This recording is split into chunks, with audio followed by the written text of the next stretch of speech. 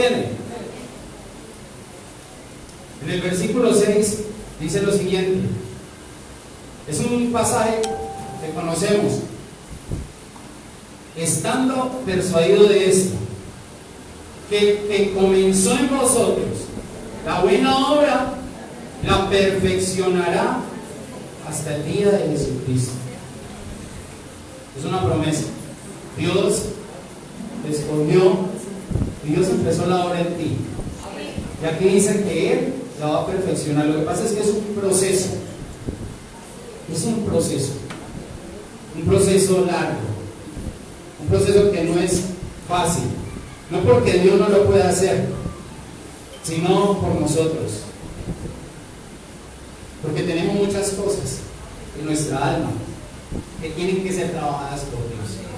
Pero aquí hay una promesa que dice que Él comenzó la obra y que Él la va a perfeccionar. Lo que vamos a ver esta mañana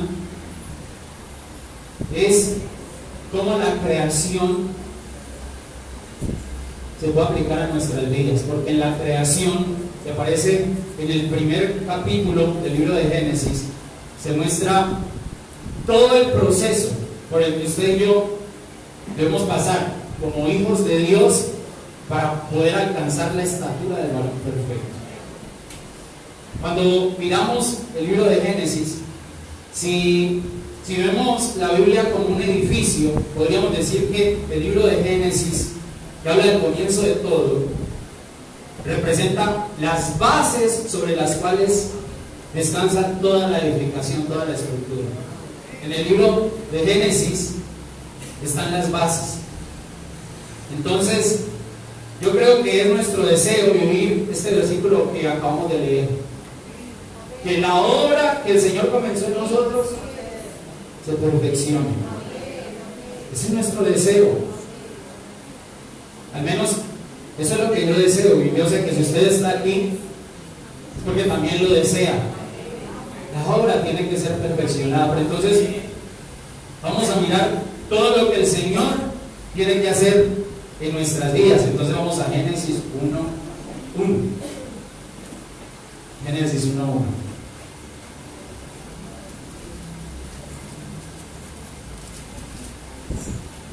¿Cómo inicia el libro de Génesis? Dice así: en el principio creó Dios los cielos y la tierra. Ahí hay una expresión, en el principio. Esto ya lo hemos hablado, pero se lo vuelvo a mencionar. Amén. Esa expresión en el principio viene de una palabra hebrea que también se puede traducir como por medio del principal. O sea, nosotros podríamos leer esa porción: en el principio creó Dios los cielos y la tierra, pero también la podríamos leer: por medio del principal creó Dios los cielos y la tierra. Entonces, esa palabra principio no solo nos habla de un punto de partida, de un inicio, nos habla de una persona, se refiere a alguien. Ahí hay un misterio. Se está hablando del principio de todas las cosas, del momento en el que comenzó todo. Pero si usted profundiza, se da cuenta de que allí, más que del momento, se está hablando de aquel en el cual o por medio del cual fueron hechas todas las cosas. Mire, eso lo podemos confirmar a la luz de los siguientes pasajes. Se los voy a leer. Escúchenlos y se va a dar cuenta que lo que le estoy diciendo en estos momentos tiene total sentido. En Juan 1, del 1 al 3 dice: en el principio era el Verbo, y el Verbo era con Dios, y el Verbo era Dios. Este era en el principio con Dios. Todas las cosas por Él fueron hechas, y sin Él nada de lo que ha sido hecho fue hecho. Colosenses 1, del 15 al 20, dice lo siguiente. Mire, escuche. Él está hablando allí de Jesús. Está hablando allí en la escritura de Jesús. Él es la imagen del Dios invisible, el primogénito de toda creación, porque en Él fueron creadas todas las cosas, las que hay en los cielos y las que hay en la tierra. En el principio creó Dios los cielos y la tierra, dice acá, porque en Él fueron creadas todas las cosas, las que hay en los cielos y las que hay en la tierra, visibles e invisibles, sean tronos, sean dominios, sean principados, sean potestades.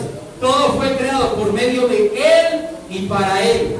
Y Él, mira acá lo que dice, y Él es antes de todas las cosas, y todas las cosas en Él subsisten. Y Él es la cabeza del cuerpo, que es la iglesia.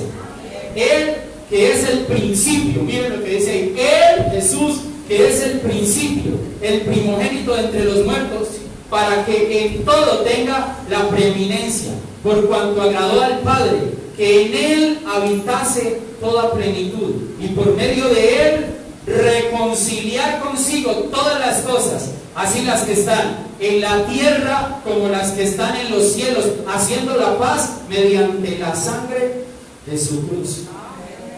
Por eso Jesús en una ocasión le dijo a los judíos: escudriñad las escrituras, porque a vosotros os parece que en ellas está la vida eterna, pero ellas son las que dan testimonio de mí. Mire, desde el principio las escrituras hablan de Jesús. Otro pasaje, Hebreos 1 y 2 dice: Dios, habiendo hablado muchas veces y de muchas maneras en otro tiempo a los padres por los profetas, en estos postreros días nos ha hablado por el Hijo, a quien constituyó heredero de todo y por quien asimismo hizo el universo. Y en Apocalipsis 3:14, cuando le habla el Señor a la iglesia en la Odisea, dice: y escribe al ángel de la iglesia en la Odisea: he aquí el amén, el testigo fiel y verdadero, el principio de la creación de Dios, dice esto. Conclusión: el principio es Jesús. El principio es Jesús. Esa palabra no se refiere solo al momento en que el universo fue traído a existencia. Se refiere a aquel en el cual los cielos y la tierra fueron creados. Jesús. Otra cosa que vemos allí. Esto es bien tremendo. Mire, dice: en el principio creó Dios los cielos y la tierra. ¿Qué quiere decir eso? Que todo lo creado tuvo un principio, menos el creador de todo. ¿Por qué? Porque ella era antes de que todo existiera. Él siempre ha sido. En cambio, la creación tuvo que ser traída a existencia. Él es. Miren, a veces decimos que Él existe. Digamos que dentro de nuestro razonamiento es válido. Pero si vamos a mirar Génesis 1:1, nos damos cuenta que Él es. ¿Por qué? Porque si Él existiera, entonces habría tenido un origen como lo tuvo la creación. Nosotros existimos porque tenemos un origen. Él es. Él es. No sé si me capta la idea. Mire, ¿se acuerda cuando Él se le presentó a Moisés en medio de la zarza?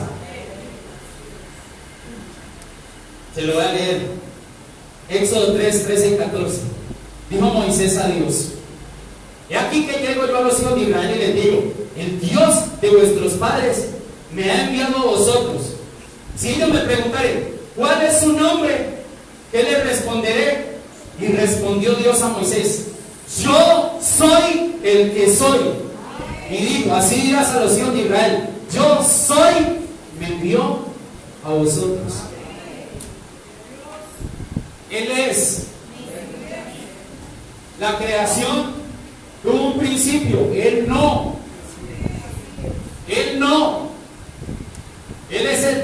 Él siempre ha existido. Él siempre ha sido.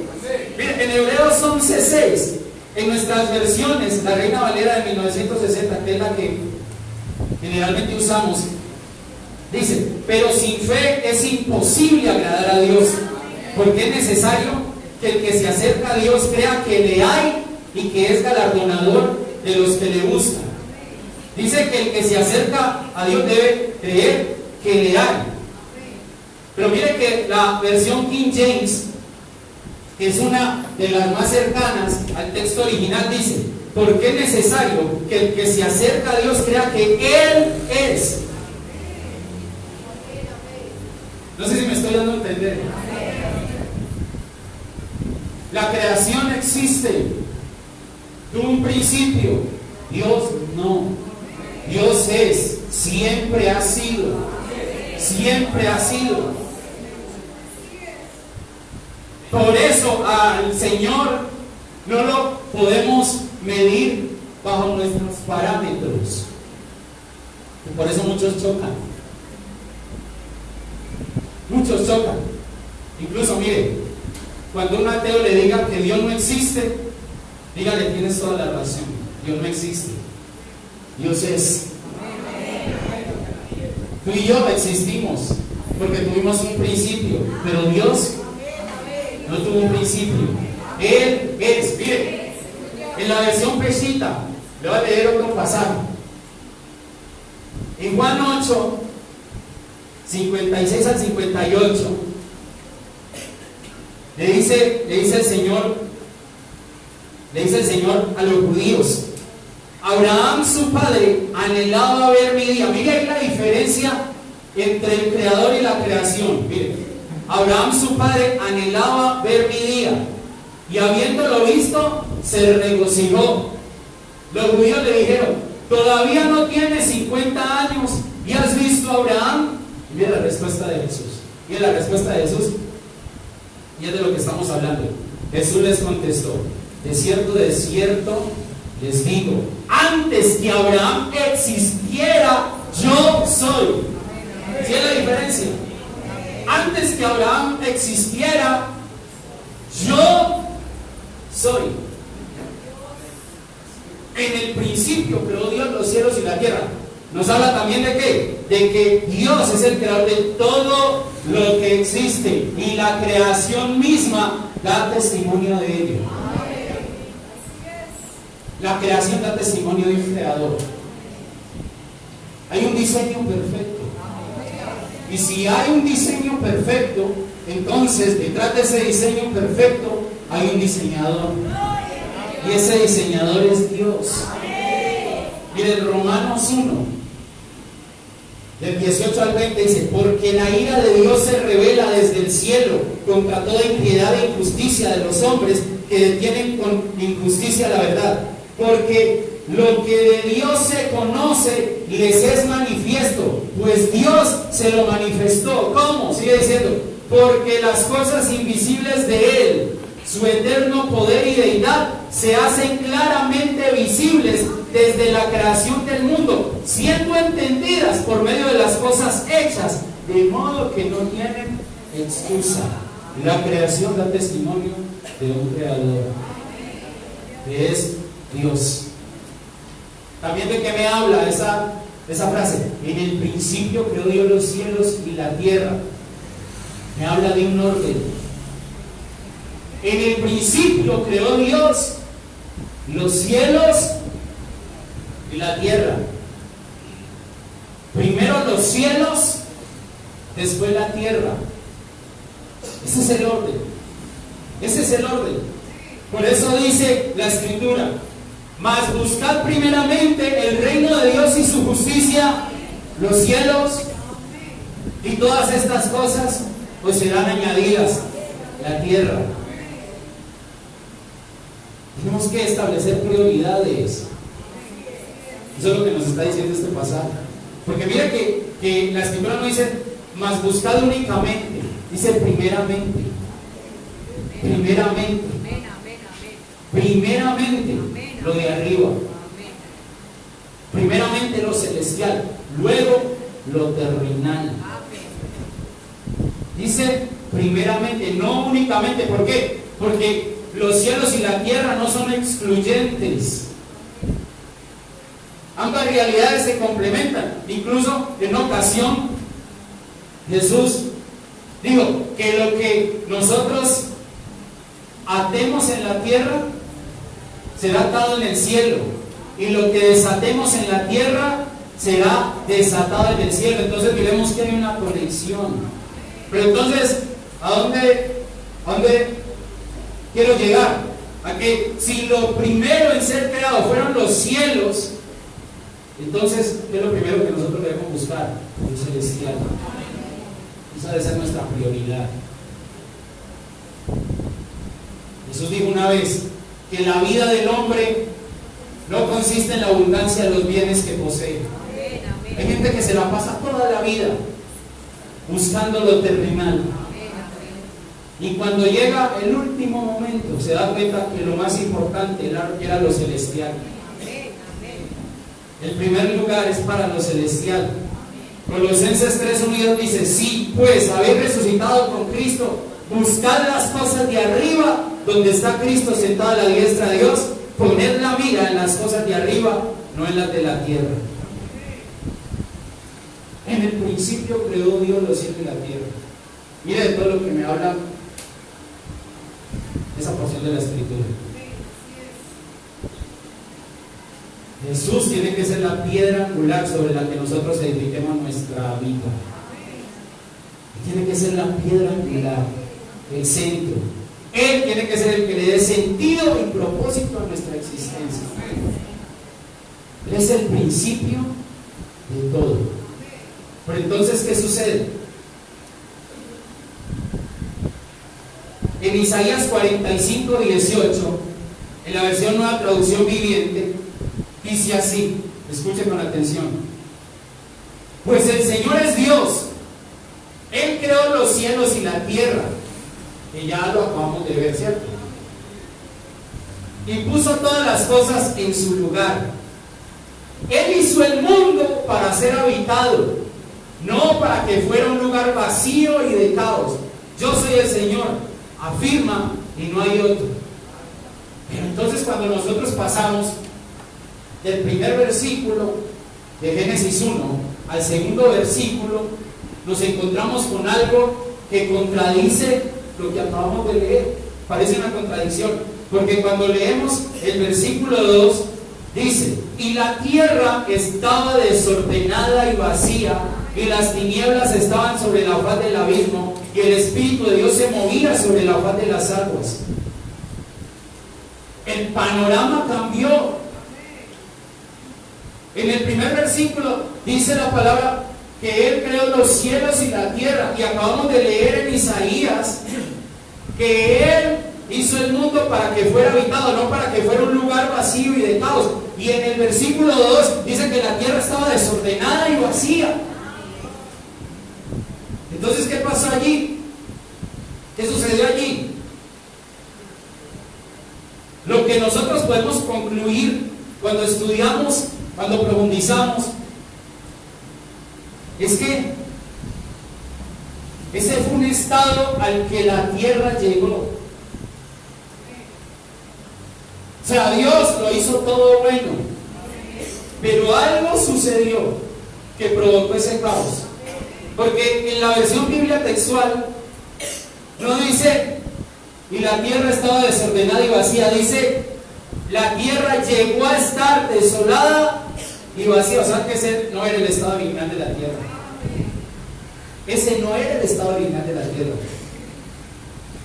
Algunos estudiosos dicen que lo que causó ese caos fue la caída de Satanás, que si usted lo quiere estudiar está en Isaías 14 y en Ezequiel 28. Pero entonces, traigamos esto a nuestra vida. Ahora hablamos del principio.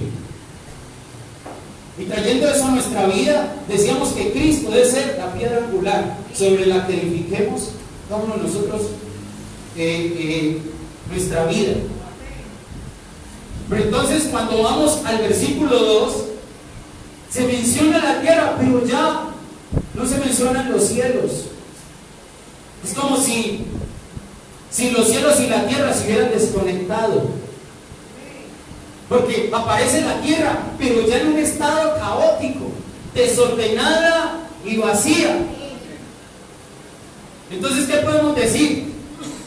Si lo miramos desde este punto de vista, podemos decir que el caos en nuestra vida, la tierra, se produce cuando nos desconectamos de Jesús, los cielos. Ahí es cuando viene el caos. La vida del hombre sin Dios es tal como estaba la tierra en Génesis capítulo 1, versículo 2, desordenada y vacía. Así es la vida del hombre sin Dios. Pero Dios es bueno. Porque Dios, a pesar de que la tierra llegó a estar desordenada y vacía, no la dejó así. Lo mismo que hizo con la tierra lo hace con una persona que está desordenada y vacía. ¿Qué hace el Señor? La pone en orden y la llena de Él. ¿Y sabe por medio de qué hace el Señor esto? Por medio de su palabra. Por eso la constante en Génesis, cuando nosotros leemos toda la creación, es dijo Dios, dijo Dios, dijo Dios. Es la palabra de Dios ordenando, es la palabra de Dios llenando, es la palabra de Dios haciendo la obra de nosotros. Nuestro origen, nuestro principio es Cristo. Pero ¿qué pasa? Llega el momento en el que nos desconectamos. Pero Dios no nos deja así. Dios no nos deja así. Recuerda la oveja estaba en el redil, estaba plena, estaba completa, pero dejó el redil. Y ahí viene el caos. Pero ¿qué pasó? El buen pastor no dejó que la oveja se perdiera, fue y la buscó y la regresó al redil. Y eso es lo que el Señor quiere hacer con nosotros. Eso es lo que el Señor quiere hacer con nosotros. El hijo pródigo todo lo tenía en la casa del Padre, pero ¿qué pasó? Él dejó la casa del Padre y entró en caos. Pero luego Dios, en su misericordia, permitió que él recapacitara y regresara a la casa del Padre. ¿Cuándo viene el caos? Cuando nos desconectamos de Dios. Y aquel es nuestro principio, de Cristo Jesús.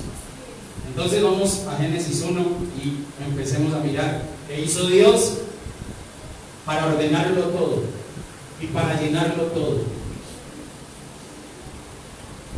Y eso es lo que Dios hace en nosotros. Génesis 1, del 3 al 5 dice, y dijo Dios, mire, y dijo Dios, sea la luz. Y fue la luz. Y vio Dios que la luz era buena. Y separó Dios la luz de las tinieblas. Y llamó Dios a la luz día y a las tinieblas llamó noche. Y fue la tarde y la mañana un día. ¿Qué dijo Dios? Sea la luz. Sea la luz. Porque leímos ahorita que había tinieblas. Pero Dios dice, sea la luz. Allí no está hablando de la luz del sol. Está hablando de otro tipo de luz. Pero ¿cómo aplicamos esto a nuestra vida? Allí se nos habla del nuevo nacimiento.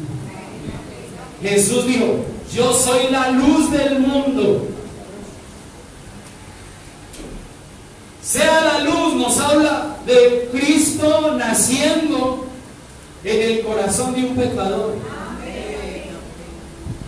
Miren que la gente acostumbra cada año a celebrar la Navidad, pero cuando usted profundiza un poquito se da cuenta que la verdadera Navidad, por así decirlo, es cuando un pecador se arrepiente, cuando la luz alumbra en ese corazón que está lleno de tinieblas. Porque es más, la gente dice feliz Navidad y no sabe ni siquiera qué está diciendo, no sabe ni de qué está hablando. Es más, la Biblia, y no solo la Biblia, eso ya lo han dado por History, creo que también. La Biblia y la historia demuestran que Jesús no nació en diciembre. Amén. Y que la Navidad viene de una fiesta pagana, la Saturnalia. Bueno, eso es otro cuento, sí. Pero si hablamos de una verdadera Navidad, Podemos decir que la verdadera Navidad se da cuando un pecador se arrepiente. Esa es la verdadera Navidad, porque allí ¿qué pasa? Nace de nuevo. Aquí se produce el milagro, sea la luz, y la luz resplandece en ese corazón. Jesús es la luz que tiene que resplandecer en nuestros corazones. De lo contrario vamos a permanecer en tinieblas. Pero ¿qué sucede con el mundo hoy? Que rechaza a Jesús. Quieren acercarse a Dios, pero no quieren hacerlo por medio de Jesús. Y Jesús lo dejó muy claro. Él dijo: yo soy el camino, la verdad y la vida. Y nadie viene al Padre si no es por mí. No hay otra manera de acercarnos al Padre Dios. No existe otra. Solo es a través de Jesús. En Juan 1, del 9 al 13 dice: aquella luz verdadera, ¿quién? Jesús, que alumbra a todo hombre, venía a este mundo. En el mundo estaba, y el mundo por él fue hecho, pero el mundo no le conoció. A lo suyo vino, y los suyos no le recibieron. Pero bien lo que sigue: mas a todos los que le recibieron, o sea usted y yo, a los que creen en su nombre, les dio potestad de ser hechos hijos de Dios, los cuales no son engendrados de sangre, ni de voluntad de carne, ni de voluntad de varón, sino de Dios. La luz vino a este mundo. Pero ¿qué pasa? Que no todos reciben a Jesús. No todos permiten que esa luz resplandezca en sus corazones. ¿Por qué? Se lo voy a decir. En Juan capítulo 3 está hablando Jesús con Nicodemo y le habla de la necesidad de nacer de nuevo, porque nacer de nuevo es una necesidad para todo ser humano. Si queremos regresar a la casa del Padre, es necesario que usted y yo nos levantemos de la muerte, porque el hijo pródigo estaba muerto. ¿Qué dijo el padre del hijo pródigo? Mi hijo muerto era, él estaba muerto. Ese volver en sí habla de qué? De que él se levantó. Él estaba muerto. Él estaba muerto. Pero cuando la luz le resplandeció, él se vio allí, en ese lugar, alimentando cerdos, e incluso queriendo comer del alimento de los cerdos. Dijo: ¿yo qué hago en este lugar? Este no es mi lugar está en la casa del Padre. Y por eso regresó a la casa del Padre, pero tuvo que resplandecer la luz. Y por eso muchos no aceptan a Jesús, porque cuando la luz resplandece, te muestra tu lamentable condición, que estás muerto en delitos y pecados. Y eso no le gusta al ser humano. Al ser humano no le gusta que le digan que es un pecador y que está perdido y que necesita salvación. Y hablando con Nicodemo, Jesús le dijo, Juan 3, 19 y 20: y esta es la condenación, que la luz vino al mundo y los hombres amaron más las tinieblas que la luz, porque sus obras eran malas. Y dice: porque todo aquel que hace lo malo aborrece la luz y no viene a la luz, para que sus obras no sean reprendidas. Por eso el evangelio no gusta. Por eso el evangelio no gusta. Bien, no sé si usted ha visto en YouTube, sobre todo, hay unas charlas que se llaman las charlas TED. No sé si las ha visto. Cuando uno se pone a mirar esas charlas, digamos que algunas son chéveres, hablan de cosas chéveres, amén, para la parte laboral, amén. Pero usted se encuentra con otras que son como una especie de sustituto del evangelio. Son para que tú te motives, para que tú te mentalices, para que tú te convenzas, pero no de pecado.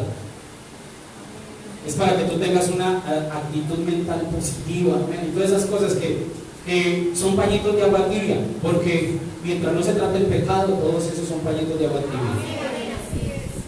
El evangelio llega a la raíz del problema, y la raíz del problema es el pecado. Que no nos gusta que nos digan que estamos en pecado, no.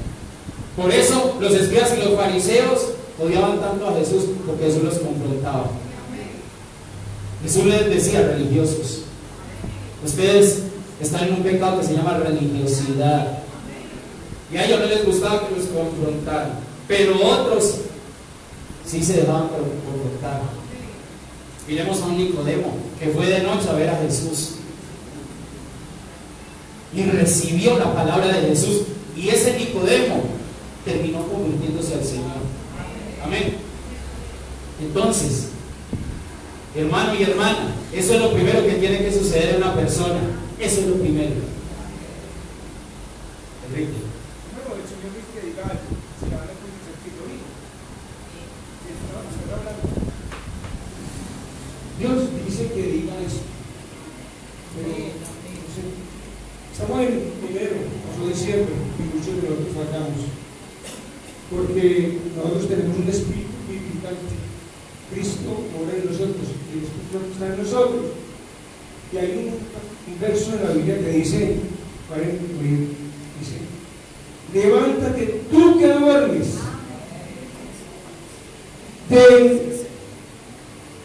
entre los muertos, y te iluminará Cristo. Yo soy el primero que quiero perdonar a Dios, porque para eso estamos, y no quiero esperar estar delante de Dios.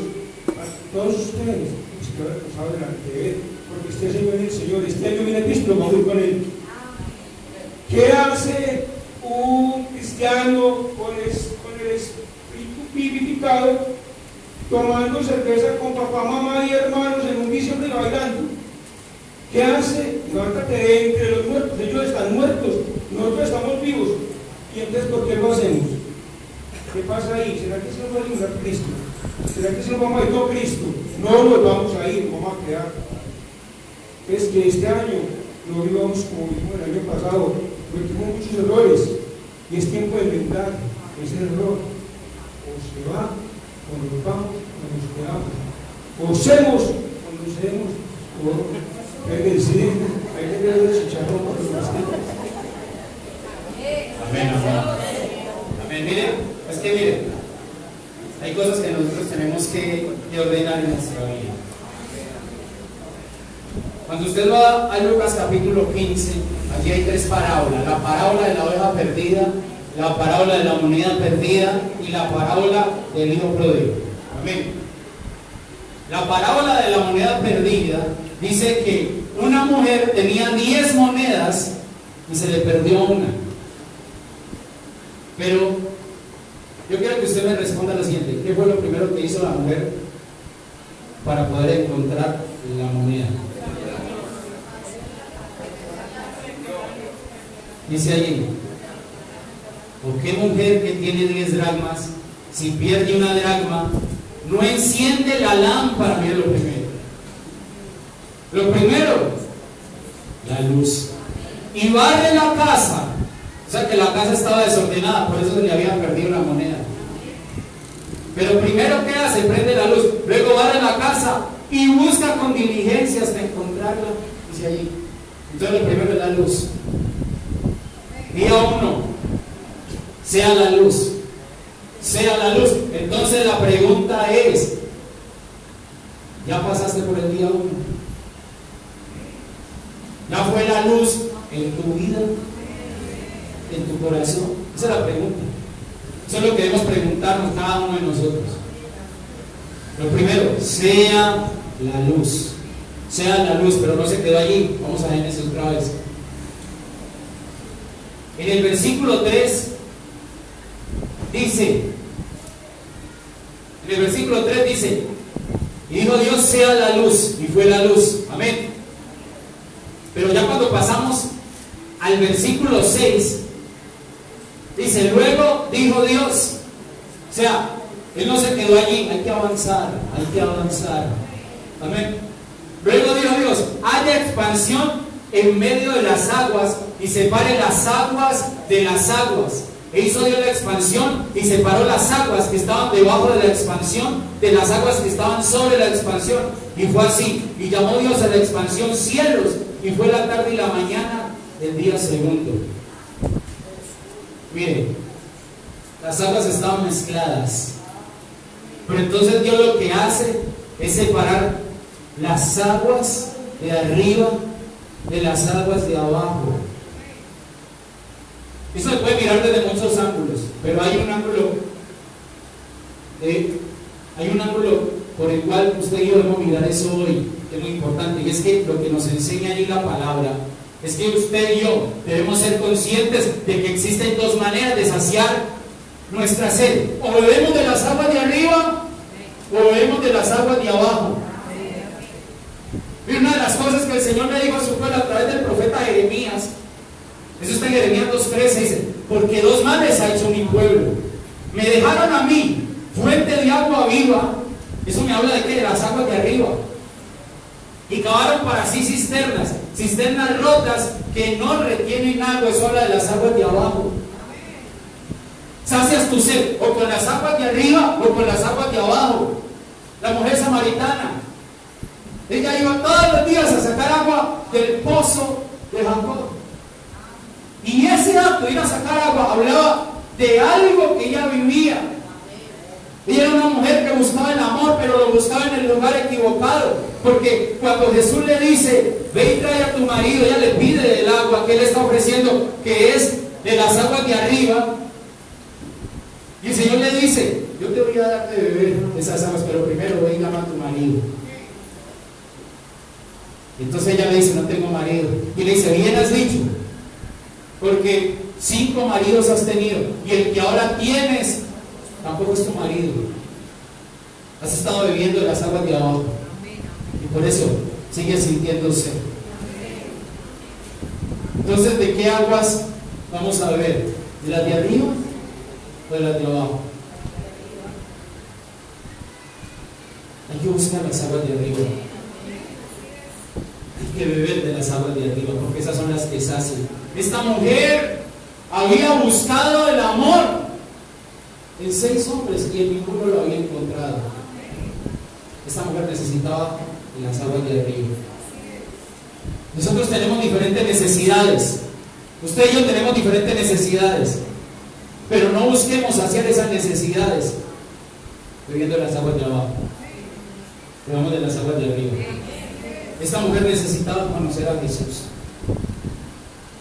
Este mundo te ofrece muchas cosas, muchos medios para suplir vacíos, pero sabes una cosa: el único que puede llenar los vacíos de tu corazón es el Señor.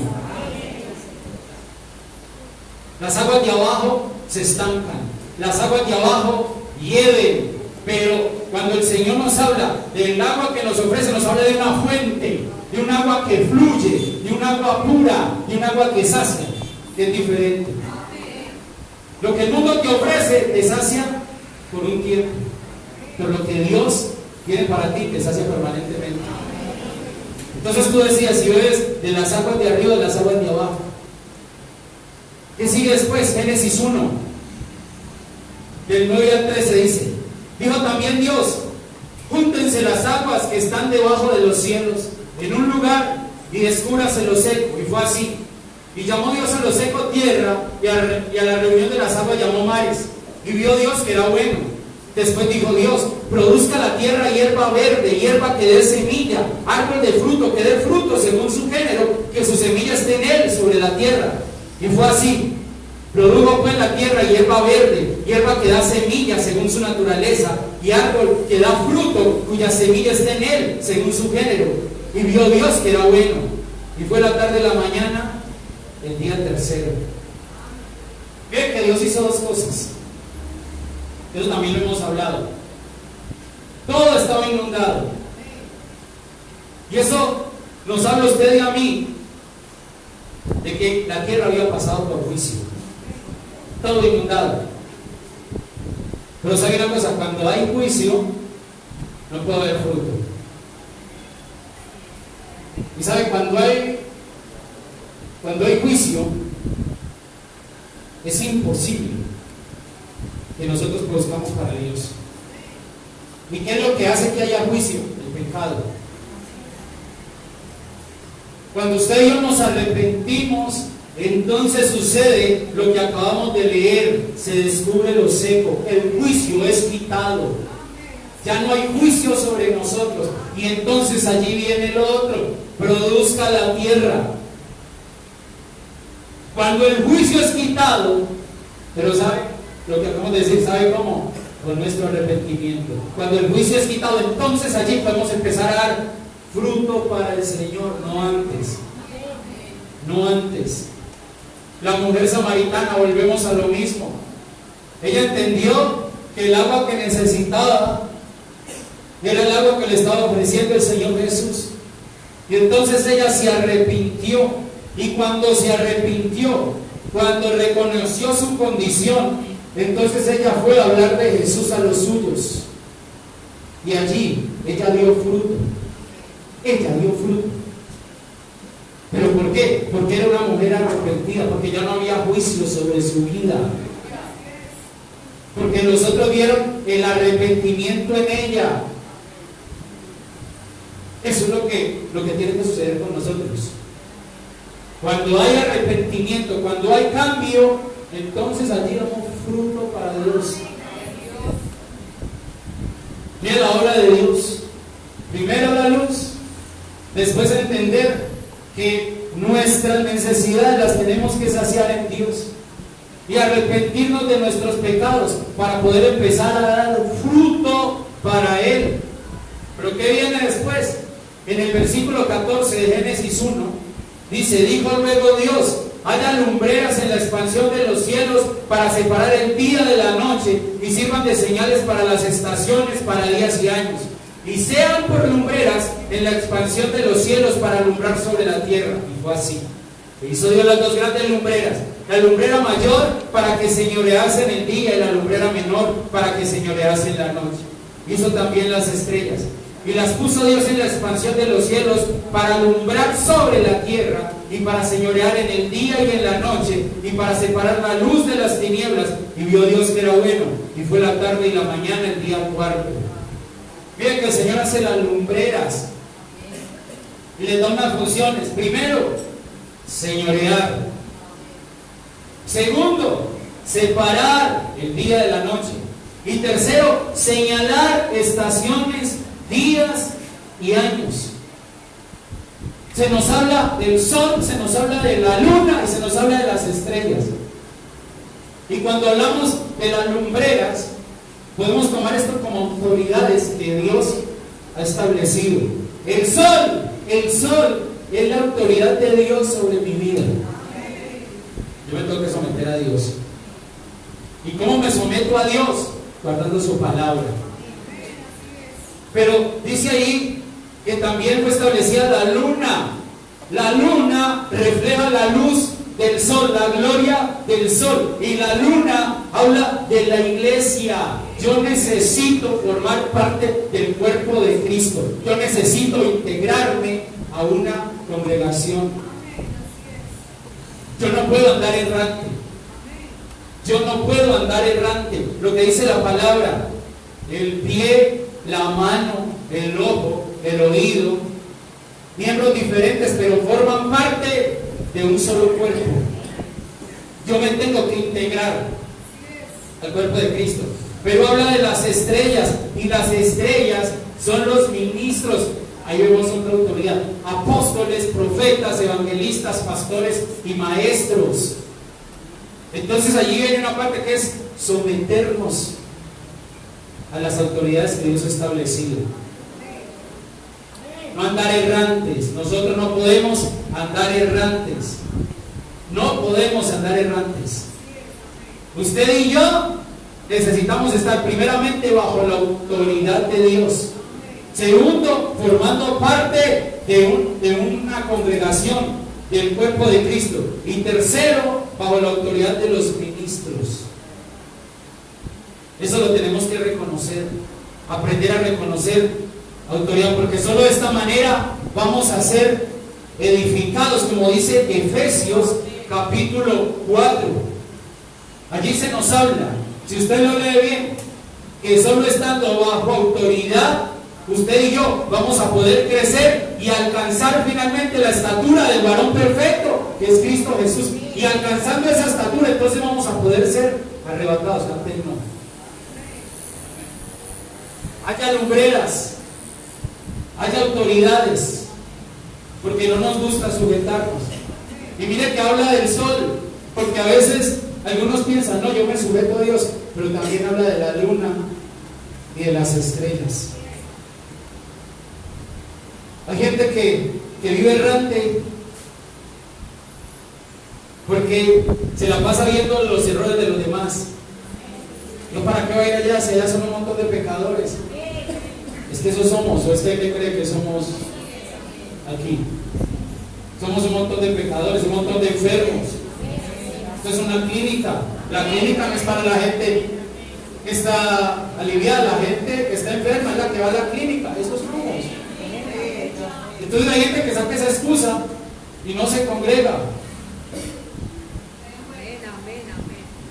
Mire, a Jesús le llamaban el amigo de los pecadores. Entonces, si Jesús es tu amigo, es porque él es un pecador.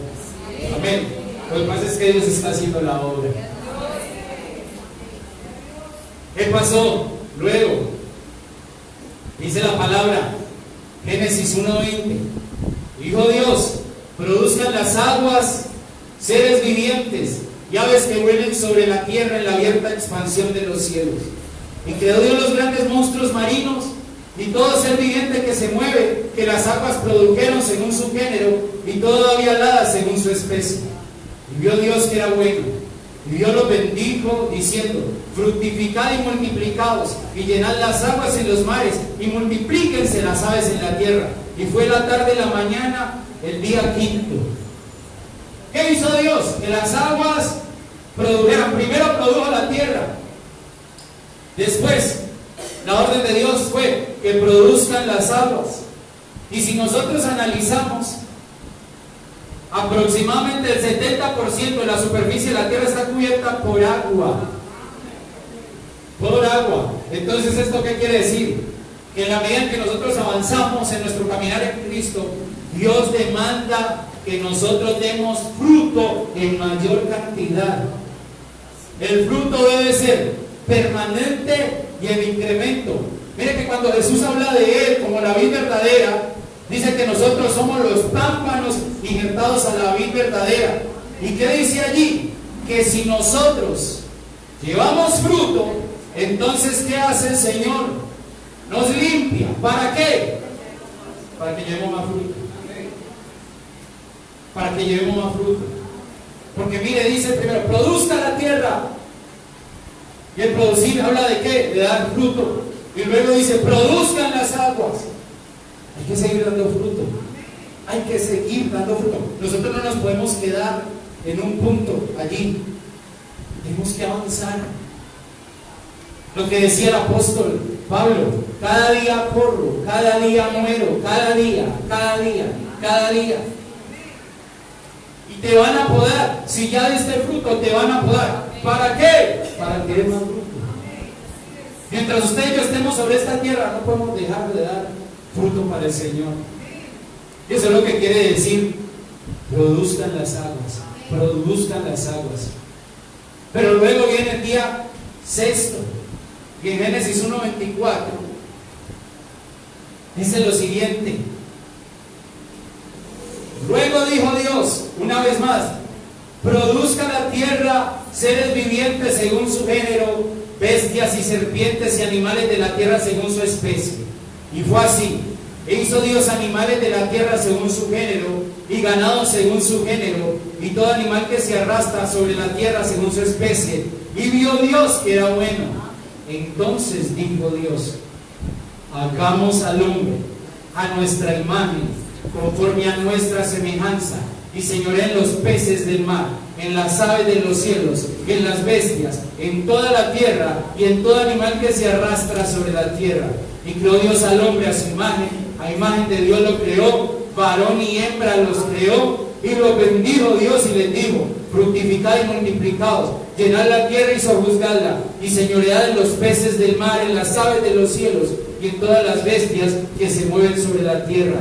Y dijo Dios: he aquí que os he dado toda planta que da semilla, que está sobre toda la tierra, y todo árbol en que hay fruto y que da semilla, os serán para comer. Y a toda bestia de la tierra, y a todas las aves de los cielos, y a todo lo que se arrastra sobre la tierra, en que hay vida, toda planta verde le será para comer. Y fue así. Y vio Dios todo lo que había hecho.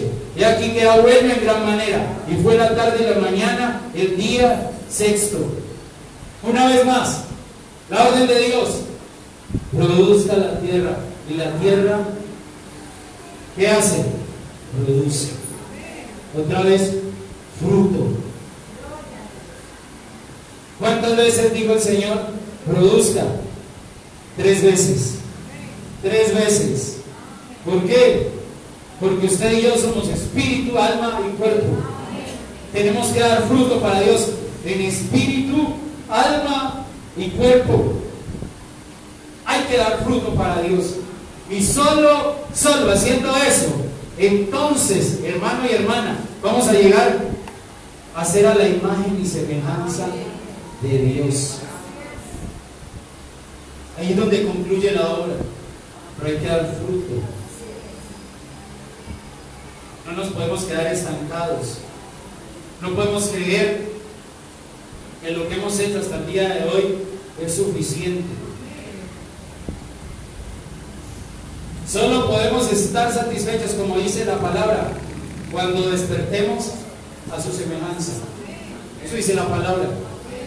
Estaré satisfecho cuando despierte a tu semejanza. Mientras tanto, no. Y lo que decía ahora el hermano Enrique, este año es año de reconciliación. Porque Dios nos da oportunidades. Es un año en el que usted y yo nos tenemos que levantar. Y si la obra de Dios se detuvo porque usted y yo lo provocamos, porque sabe una cosa, Dios trabaja mientras usted y yo permitamos que lo haga. Dios no nos va a forzar a nosotros, a obligar. Dios te habla y tú tienes que obedecer a lo que Él dice. Y en la medida en que tú obedezcas, Dios avanza en su obra. Cuando nosotros desobedecemos, entonces la obra de Dios se detiene. Pero precisamente este año se habla de reconciliación para que nos volvamos a Dios, para que nuestro corazón se vuelva a Dios, porque esa es la única manera en que vamos a llegar al día número 7.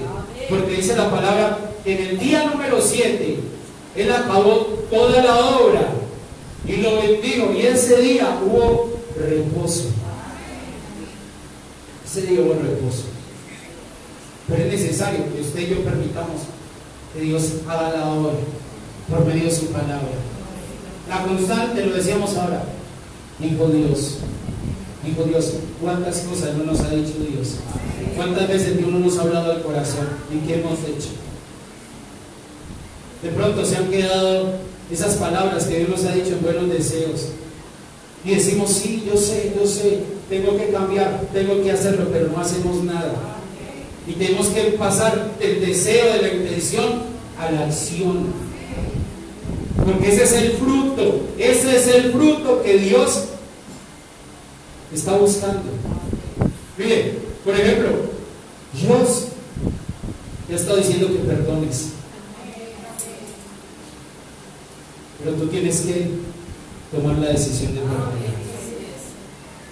Dios no te va a obligar, porque Dios ya te habló.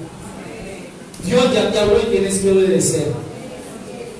Este año es de reconciliación. Mire, yo se lo voy a decir así, y esto es para mí también, pero se lo quiero decir de parte de Dios, lo que le voy a decir. Y me voy a incluir ahí, también, para que no suene como que lo estuviera señalando. Mi hermano, ¿cómo nos atrevemos a no perdonar?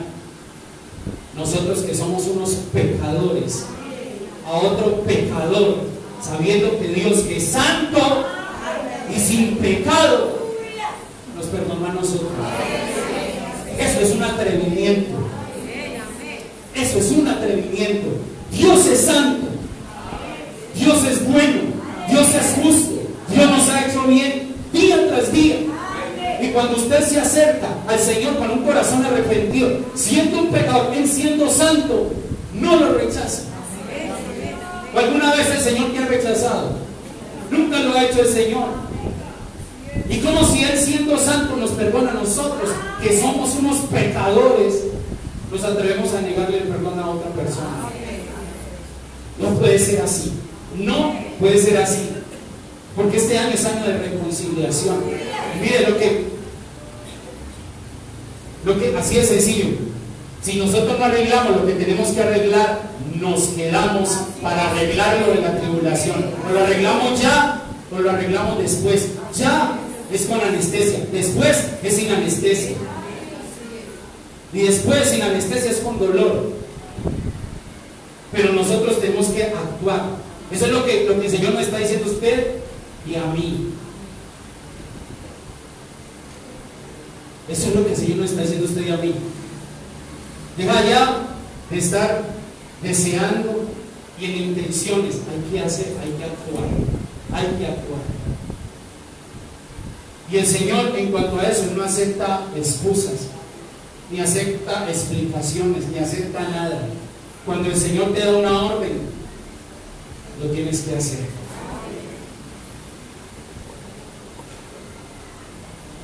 Esos son los días de la creación aplicados a nuestra vida.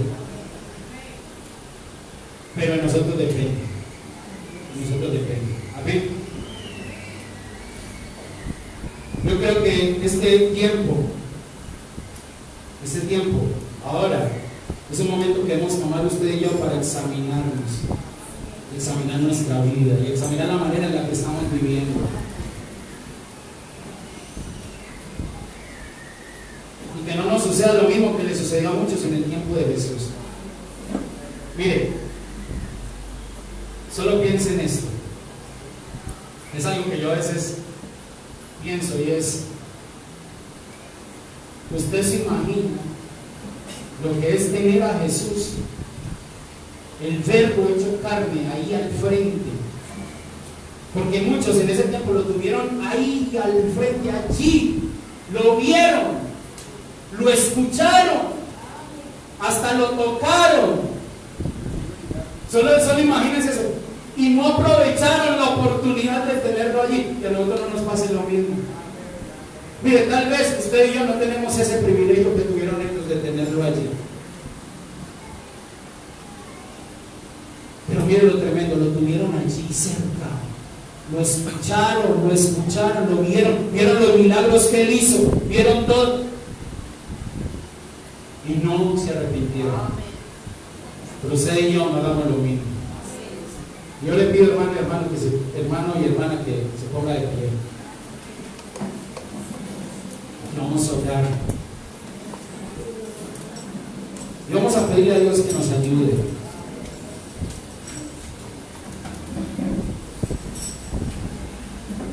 Yo le voy a leer ese pasaje con el que iniciamos. Dice, y guárdelo en su corazón, guárdelo en su corazón. Estando persuadido de esto, que el que comenzó en vosotros la buena obra, la perfeccionará hasta el día de Jesucristo.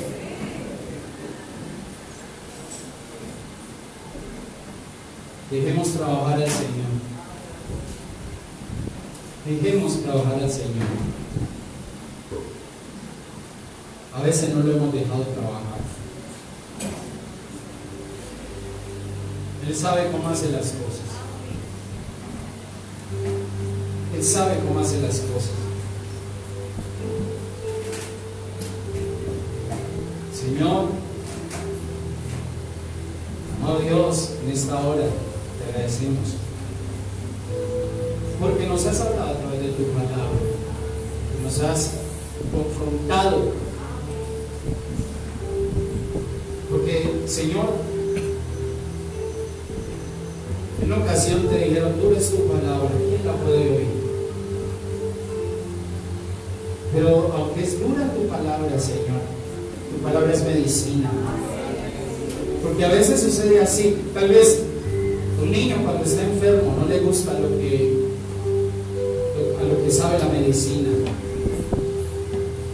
Pero finalmente la medicina le hace bien. Tal vez, Señor, no nos guste que nos confrontes. Tal vez no nos guste, Señor, que nos hables, que nos corrijas, pero es necesario. Es necesario que enderece nuestros pasos. Es necesario, Señor, que hagas en nosotros lo que tienes que hacer. Es necesario que la luz resplandezca. Es necesario entender que nuestra provisión, que nuestro socorro viene del cielo. Es necesario que nos arrepintamos para que así el juicio sea quitado y podamos dar fruto para ti, Señor. Es necesario formar parte de tu cuerpo, ser edificados por los ministros, las autoridades que tú has establecido. Es necesario no dejar de dar fruto, Señor, en nuestro espíritu, en nuestra alma, en nuestro cuerpo. Y es necesario alcanzar la estatura del varón perfecto, porque solo así vamos a poder entrar en el verdadero reposo. Porque solo así vamos a poder vivir esa palabra que dice que el Señor mismo descenderá del cielo con voz de mando, con voz de arcángel y trompeta de Dios, y los muertos en Cristo resucitarán primero, y luego los vivientes, los que hayamos quedado, seremos arrebatados juntamente con ellos a las nubes para recibir al Señor y así estar con Él para siempre. Ese es el final. Ese es el final feliz de la historia. Pero antes de ese final feliz, es necesario que tú y yo pasemos por momentos difíciles. Es necesario que Dios trabaje en nuestras vidas. Es necesario que Dios nos moldee. No desfallezcamos, no desmayemos. Y no estemos satisfechos, como dice la palabra, hasta que despertemos a su semejanza. Señor, cada uno de nosotros está hoy aquí en la casa del alfarero, así como le mostraste al profeta. Si es necesario deshacer la vasija para del mismo material hacer una nueva vasija, entonces hazlo hoy, Señor. Pero no queremos ser desechados. Puede ser doloroso, pero del mismo material harás una vasija nueva, una vasija para la honra y la gloria de tu nombre. Haz tu obra, Señor. Haz tu obra en cada uno de nosotros. Te lo pedimos, Señor. Te lo pedimos en esta hora, en el nombre que es sobre todo nombre, en el nombre de Jesús. Amén.